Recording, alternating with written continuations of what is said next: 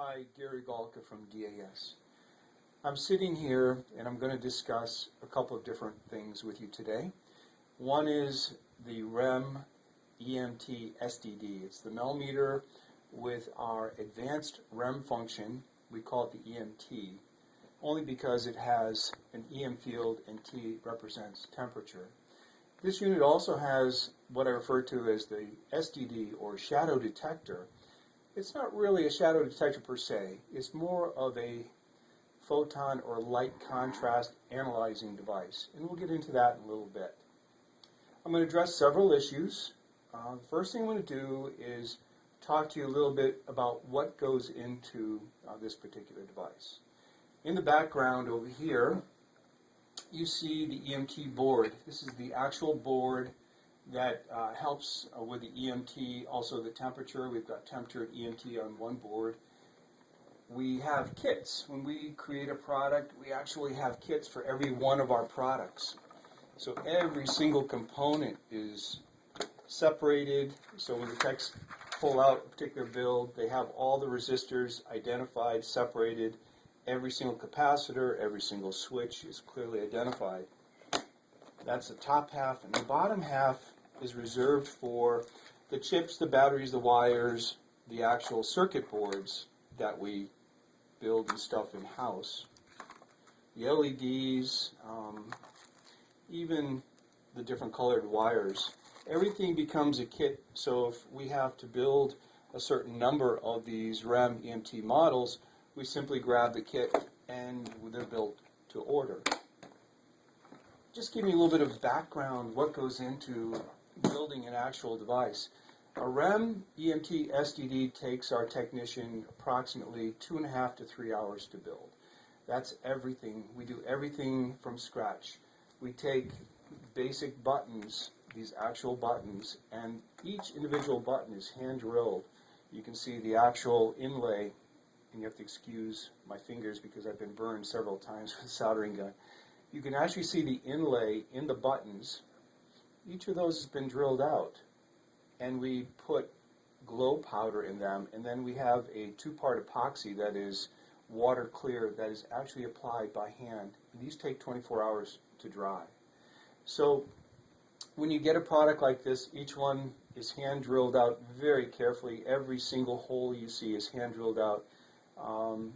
The caps, everything. So I want people to understand there's a little bit of love that goes into every one of these devices. Every single hole you see, every little LED light that lights up, placed by hand. And it's tested out very, very carefully. This is our most advanced, I have to say, this is definitely our most advanced product right here, because it not only does it have the programmable REM, but you've got the advantage of ambient temperature, hot and cold spot detection. And I think there's a little misunderstanding with respect to the SDD feature and how it operates. And I want to talk about that a little bit. The SDD feature utilizes an LDR. This is an LDR right here. This is a more expensive one. This is a light-dependent resistor. The resistance changes based on light level received, basically photons. When photons are applied to the top surface of this device, you end up exciting electrons. And we're taking some of the characteristics of this sensor, and we're basically converting resistance into a voltage, which then goes through our processor. But people have to understand that we're actually analyzing very minute elements, photons, electrons, and things like that. It's not just a shadow that we're looking at. When you use this, and we've created a couple of very simplistic but very effective light devices. When you take a light such as this, which is this will actually go up to 75 feet when applied with our shadow detection. When you shine this at this surface, this analyzes photon levels, okay? We get a very, very specific amount of resistance change. And what occurs then is we're looking for anything that passes between this light and the reception cast on the LDR. Now, Things that can change this are very slight. It can be something as simple as a small mist. It can be something as simple as, it can be something as sheer as a thin piece of plastic. It can be something as simple as a little bit of smoke from a candle. So I guess what I'm trying to point out to you is I'm not looking for a physical shadow cast on this. I'm looking for something that interrupts the beam of light from this source to the element on the LDR. The LDR analyzes such minute levels of light in combination with our ability to increase or decrease the sensitivity with 5 individual steps. So the goal here is to look for something that passes between this light and this receiver. We have an emitter, and the LDR is our receiver, just like a through beam sensor that's used in industrial and commercial applications. Very effective, very, very sensitive. I would imagine that something as simple as I've proven that I've been able to use smoke from an incense candle and been able to detect that. So it's really up to the user to understand how it's used. Yes, it can detect a shadow from a person if the light is in the background and you're passing in front of it. But this is used in total darkness, and it's extremely effective. The larger 10 millimeter LED is used for long distances, like hallways, commercial buildings and such. Then what we did was we have a diffused red LED, and this diffused red LED casts a 40-degree beam, and it's used for closer quarters, i.e. a bedroom, one room, etc. So this allows the light to be cast on the LDR as well from a closer proximity.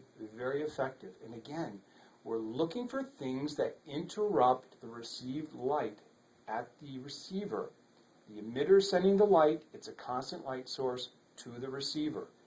Some ways of testing this out, very effective. You simply turn on the LDR, and the LDR will calibrate itself based on the amount of light received. If you want to validate if it's working or not, simply just go like this a little bit. And you'll hear ascending tones for light increase and descending tones for light decrease. There's also a corresponding LED on the side that will turn green or red.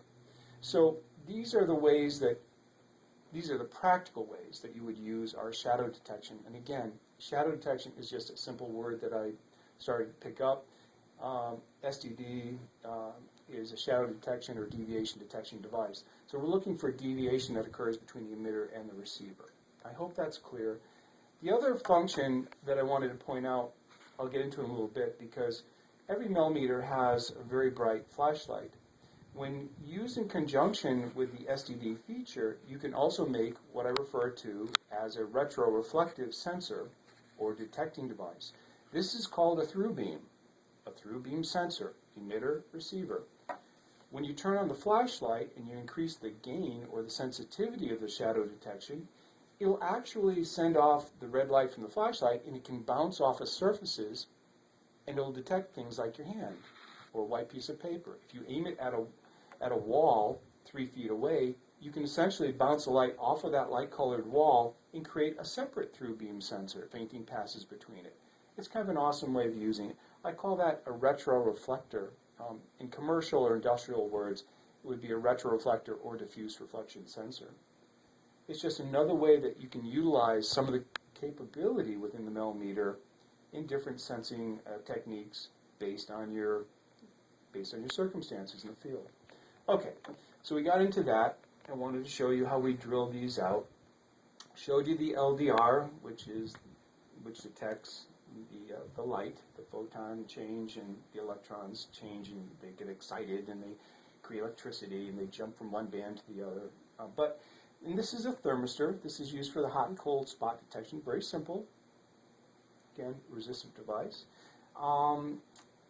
This is a thermocouple. We've talked about this in the past, but what I want to show people, because we've had numerous phone calls, is I want to show you how you can, let me just take these batteries out. I want to show people how this works. We get some calls sometimes, and they'll say, well, my thermocouple isn't reading, there's dashes. Let me show you a very simple thing you could do. Take a Phillips screwdriver. There's one little Phillips screw.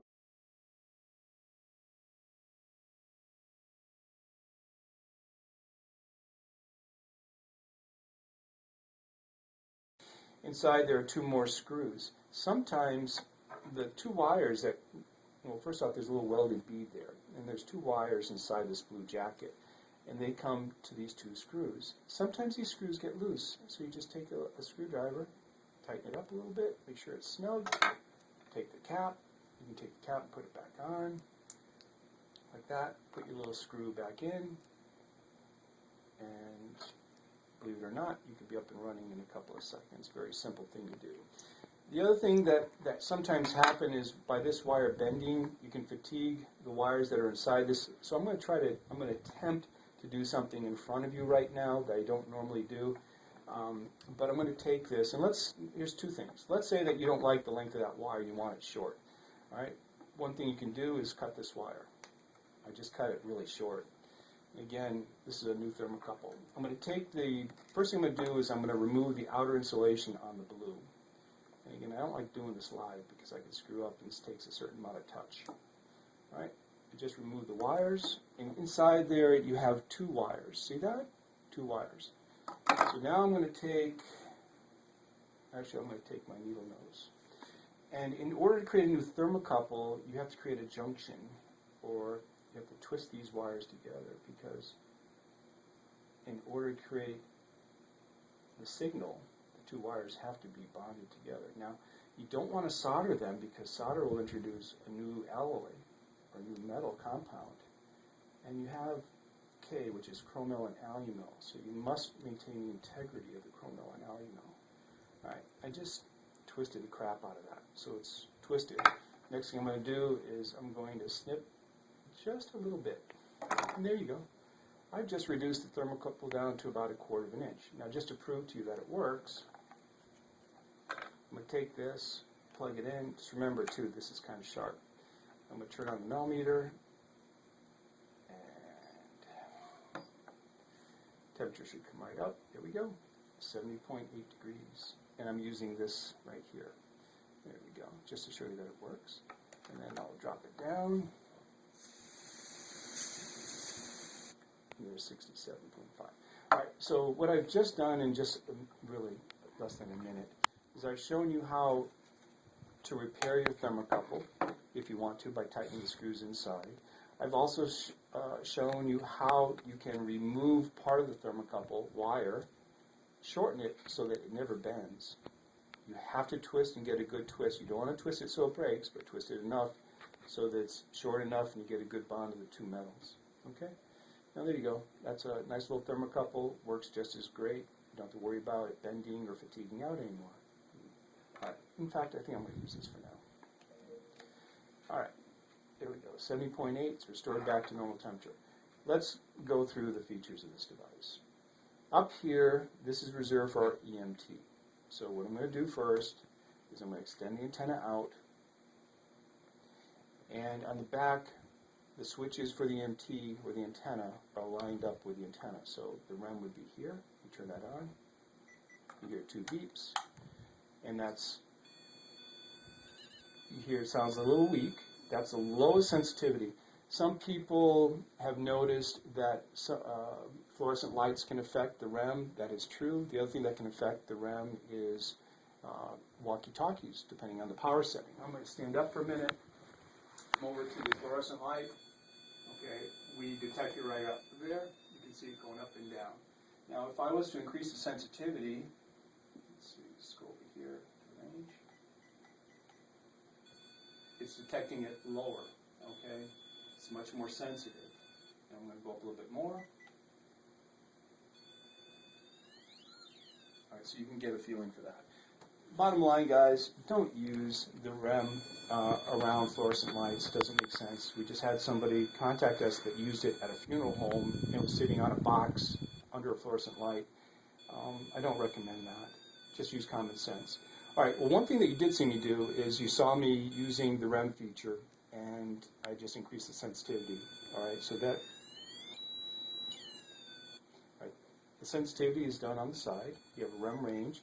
Every time you press that REM range, you see the number of lights lighting up? That's the sensitivity setting increasing, 4, 5. So the more lights you light up, the further away you can detect stuff. It's that simple. Always hold the REM near the bottom. If you start holding it up Near the top, you're going to get interference from the circuit, which in your body is essentially a conductor, so you're going to be able to pick that up.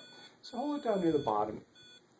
If you get a little bit of a signal, reduce your sensitivity a little bit. Very simple. That way it's not so susceptible, it's not as susceptible to detecting your hand. All right, so that's the REM feature. All right, we've got our thermocouple, we've got our REM. We also have a hot and cold spot detection circuit. First thing I'm going to do is go through a couple of other functions. I want to make sure that you understand too that we have a REM 0 button and a REM range. That is new. So if I do have a little bit of a chatter there, I can zero it out.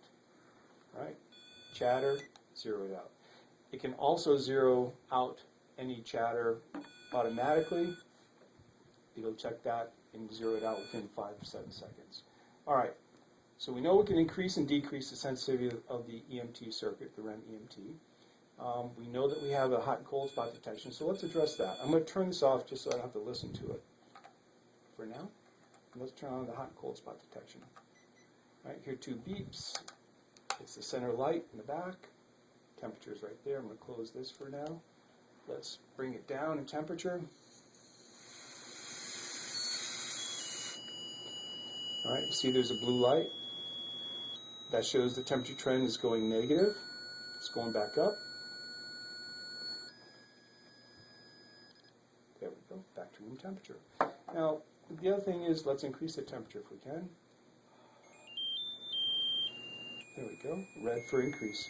You have tones. You have ascending tones, 1 octave steps up, and descending tones, 1 octave step down for hot and cold spot detection. Now, hot and cold spot detection is just exactly what it sounds like. To me, I envision a user holding the device, claiming or feeling a sensation or a physical change in the environment and being able to use this to substantiate what they feel.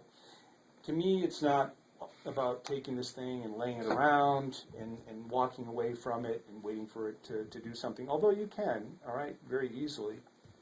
It's just a matter of a couple of things. Let's say that you set it down, you walk away from it, and you get a little bit of chatter, all right? So let me see if I can simulate that. I'm going to go up a little bit. I'm going to zero it. By zeroing it as it's up, it's going to come down, and it should stay on steady state, like that. Now, after 10 or 12 seconds, if you were to have a steady state, it'll automatically mute, because that can be annoying after a while. There we go. It's starting to mute. It might be in between. What will happen is, if it detects a change, a 1/10 of a degree change, it'll resume. If it's steady state, it'll mute. All right, so it just muted. So I just want people to understand how that works. You know, I never really envisioned somebody putting on the temperature device and walking away from it for a long period of time.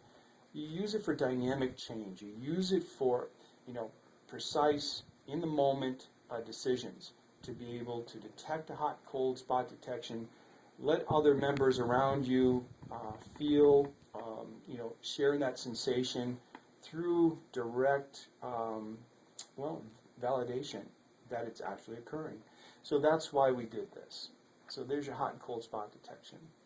All right, so now we have the REM EMT with adjustable sensitivity in 5 steps. We have the SDD shadow detection, which allows you to detect hot and cold spot detections on the fly. We have a thermocouple. A thermocouple is used to measure live temperatures in the environment. And of course, we have EMF changes. Always use smooth, deliberate motions with the detector. If you move it too fast, okay, you're going to end up getting changes on the display that are totally unnecessary. I always recommend for people to keep the temperature off, which increases the response time by 10 on the EMF. I always suggest to people to keep the record button on so that you can capture the max and the min values. Very, very important. You can also detect the hot and cold spot detection if you have the thermocouple engaged. Right now I had it off. To reset, you can reset it very easily. Record's now off. Now I'm just reading live data, and you can see how responsive that is. All right, we have our backlight that we can turn on and off, and we have a flashlight that we can turn on and off. Very simple.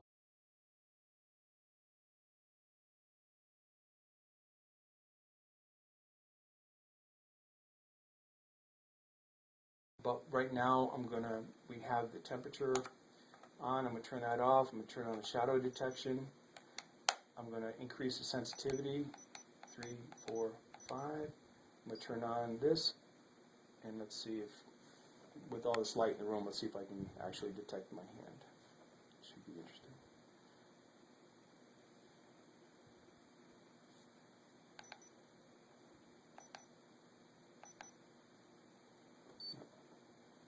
Maybe not. Too much light in this room. Basically, what we need to do is we need to go in a dark environment. So that was just a chance that it would work well, but unfortunately, this is designed for the dark environment. With all the sunlight coming in here, I just can't do it. But I want you to know that this can be used. You can see the red light on my hand, and with the shadow detection sensitivity up to a level of 5, you'll be able to detect something passing by using the flashlight to reflect off your hand, and then it bounces back into the receiver of the LDR. Okay, so I think we covered a lot of stuff there. I wanted people to get a better feel for what went into the device. I wanted people to understand that it does take a long time to build. I want people to also understand how the light sources function with the LDRs. And yes, you can use other light sources. These are just simple LEDs. You can see we put a little resistor in there to limit the current, attach the LED, put a little 1/4 inch for a tripod. We marked it short range and we marked it long range so that when you buy a product like this, you know how they're used. Not much else. We went over the thermocouple a little bit. Didn't go over the individual functions of the Mel Meter. I'm assuming most of you understand how to use it. To power on and off, you have to hold the button for 4 to 5 seconds. The reason for that is if you bump it, back in the early days when we started building these things, you just tap it and it would come on and off.